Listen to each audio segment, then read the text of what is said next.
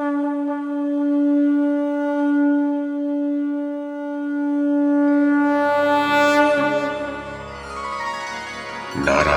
नमस्कृत्य नरं चैव नरोत्तमं देवीं सरस्वतीं व्यासं ततो जयमुदीरयेत्।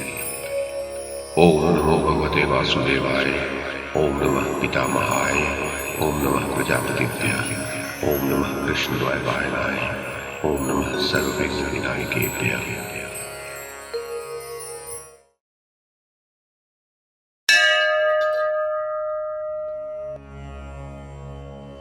श्री भगवान बोले, ज्ञानों में भी अति उत्तम उस परम ज्ञान को मैं फिर कहूंगा जिसको जानकर सब मुनिजन इस संसार से मुक्त होकर परम सिद्धि को प्राप्त हो गए हैं। इस ज्ञान को आश्रय करके मेरे स्वरूप को प्राप्त हुए पुरुष सृष्टि के आदि में पुनः उत्पन्न नहीं होते और प्रलय काल में भी व्याकुल नहीं होते।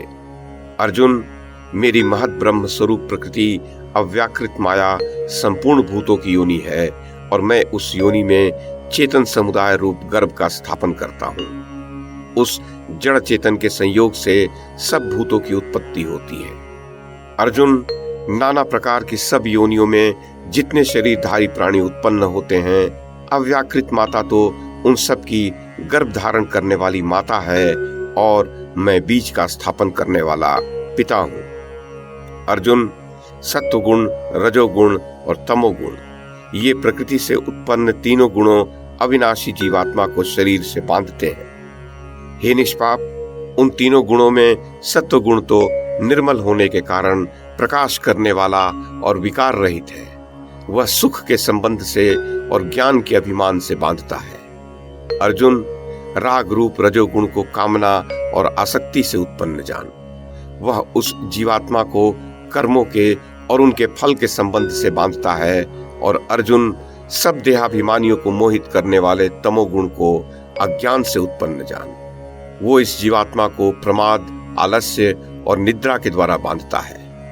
अर्जुन, सत्वगुण सुख में लगाता है और रजोगुण कर्म में तथा तमोगुण तो ज्ञान को ढककर प्रमाद में भी लगाता है। अर्जुन, रजोगुण और तमोगुण को दबाकर सत्वगुण, सत्वगुण और तमोगुण को दबाकर रजोगुण, वैसे ही सत्वगुण और रजोगुण को दबाकर तमोगुण स्थित होता है। जिस समय इस देह में तथा अंतःकरण और इंद्रियों में चेतनता और विवेक शक्ति उत्पन्न होती है, उस समय ऐसा जानना चाहिए कि सत्वगुण बढ़ा है।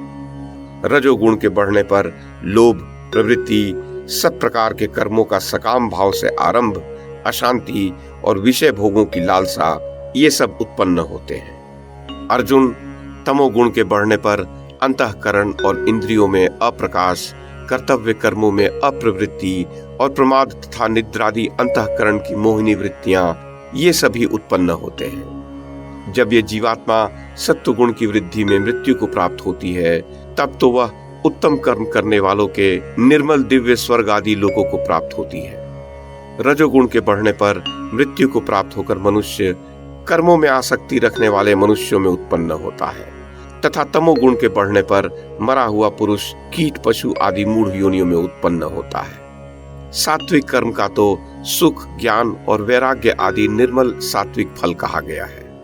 राजस कर्म का फल दुख एवं तामस कर्म का फल अज्ञान कहा गया है। सत्वगुण से ज्ञान उत्पन्न होता है और रजोगुण से निसंदेह लोभ तथा तमोगुण से प्रमाद और मोह उत्पन्न होते हैं और अज्ञान भी होता है। सत्वगुण में स्थित पुरुष स्वर्ग आदि उच्च लोकों को जाते हैं। रजोगुण में स्थित राजस पुरुष मध्य में अर्थात मनुष्य लोक में ही रहते हैं और तमोगुण के कार्य रूप निद्रा, प्रमाद और आलस्य आदि में स्थित तामस पुरुष अधोगति को अर्थात कीट, पशु आदि नीच योनियों को तथा नरक आदि को प्राप्त होते हैं। जिस समय दृष्टा तीनों गुणों के अतिरिक्त अन्य किसी को करता नहीं देखता और तीनों गुणों से अत्यंत परे सच्चिदानंद घन स्वरूप मुझ परमात्मा को तत्व से जानता है, उस समय वह मेरे स्वरूप को प्राप्त होता है। ये पुरुष स्थूल शरीर के उत्पत्ति के कारण रूप इन तीनों गुणों का उल्लंघन करके जन्म, मृत्यु, वृद्धावस्था और सब प्रकार के दुखों से मुक्त होकर परमानंद को प्राप्त होता है। महाराज धृतराष्ट्र, अर्जुन बोले, इन तीनों गुणों से अतीत पुरुष किन किन लक्षणों से युक्त होता है और किस प्रकार के आचरणों वाला होता है, तथा प्रभु मनुष्य किस उपाय से इन तीनों गुणों से अतीत होता है। श्री भगवान बोले, अर्जुन, जो पुरुष सत्वगुण के कार्य रूप प्रकाश को और रजोगुण के कार्य रूप प्रवृत्ति को तथा तमोगुण के कार्य रूप मोह को भी न तो प्रवृत्त होने पर बुरा समझता है और न निवृत्त होने पर उनकी आकांक्षा करता है, जो साक्षी के सदृश स्थित हुआ गुणों के द्वारा विचलित नहीं किया जा सकता और गुण ही गुणों में बरतते हैं, ऐसा समझता हुआ जो सच्चिदानंद घन परमात्मा में एक ही भाव से स्थित रहता है एवं उस स्थिति से कभी विचलित नहीं होता, और जो निरंतर आत्म भाव में स्थित दुख सुख को समान समझने वाला, मिट्टी पत्थर और स्वर्ण में समान भाव वाला, ज्ञानी, प्रिय और अप्रिय को एक सा मानने वाला और अपनी निंदा स्तुति में भी समान भाव वाला है, जो मान और अपमान में सम है एवं मित्र और वैरी के पक्ष में भी सम है, संपूर्ण आरंभों में कर्तापन के अभिमान से रहित वह पुरुष गुणातीत कहा जाता है। और जो पुरुष अव्यभिचारी भक्ति योग के द्वारा मुझको निरंतर भजता है, वह इन तीनों गुणों को भली भांति लांघ कर सच्चिदानंद घन ब्रह्म को प्राप्त होने के लिए योग्य बन जाता है, क्योंकि उस अविनाशी पर ब्रह्म का और अमृत का तथा नित्य धर्म का और अखंड एक रस आनंद का आश्रय मैं हूं।